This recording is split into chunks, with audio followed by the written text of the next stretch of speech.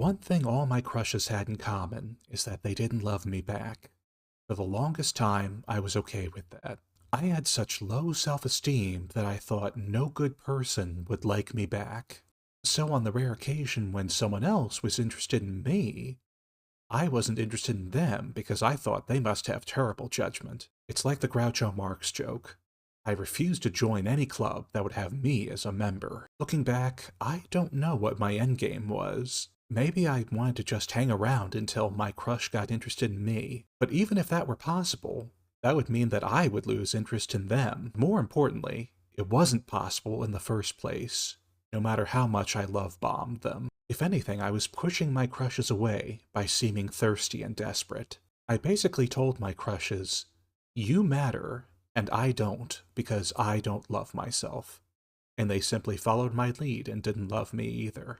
It's like Frederick Douglass said, "People respect those who respect themselves, and despise those who despise themselves." Another mistake I made was ignoring red flags. As Wanda said in BoJack Horseman, when you wear rose-colored glasses, all the red flags just look like flags. For instance, one of my crushes wanted me to give them a lot of money. And I did, because I didn't care about myself and I wanted to help them out. It didn't help that I've always been a bad judge of character. And I've also always been a bad judge of romantic compatibility. I used to think that romantic compatibility was the same thing as sexual compatibility, or having shared interests. I used to think, oh, my crush and I have the same kinks and interests. We're meant to be together. In other words, I thought, if somebody is a good friend, they'll make a good significant other. Which is kind of like thinking, if someone's a good house sitter, they'll definitely be a good babysitter. Looking back, I didn't realize that kinks and interests weren't the measure of romantic compatibility.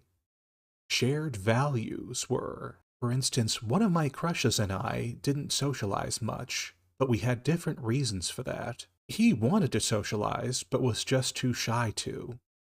On the other hand, I didn't want to socialize much in the first place. So, when we were in group settings like conventions, I would cling to him, because he was the only one I wanted to spend time with.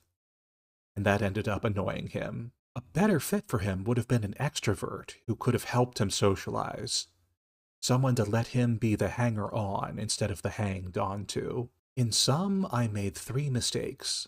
I was okay with unrequited love, I was okay with red flags, and I didn't know what romantic compatibility was. Luckily, I was able to solve all 3 problems with self-love. As discussed in my first video, Break the Self-Hate Cycle, I finally realized that love is a human need, like food, clothing, and shelter. And just like words like earn, worthy, and deserve don't apply to food, clothing, and shelter, they don't apply to love either. Self-love is the right thing to do, and it follows that unrequited love is the wrong thing to do. Just as I need to love myself, I need a partner who loves me back. So if I'm interested in someone but they're not interested in me back, then by definition, they are not a good fit for me. I've also learned that romantic compatibility means shared values, not sexual compatibility or shared interests. In other words, being a good friend is necessary but not sufficient for being a good significant other. Another thing that follows from self-love being the right thing to do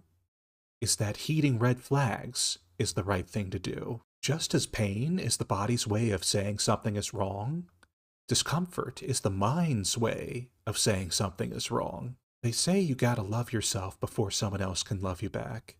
And even though it took me years to understand that, better late than never. Thanks for watching. Like and subscribe for more. And remember, the most important love is your own.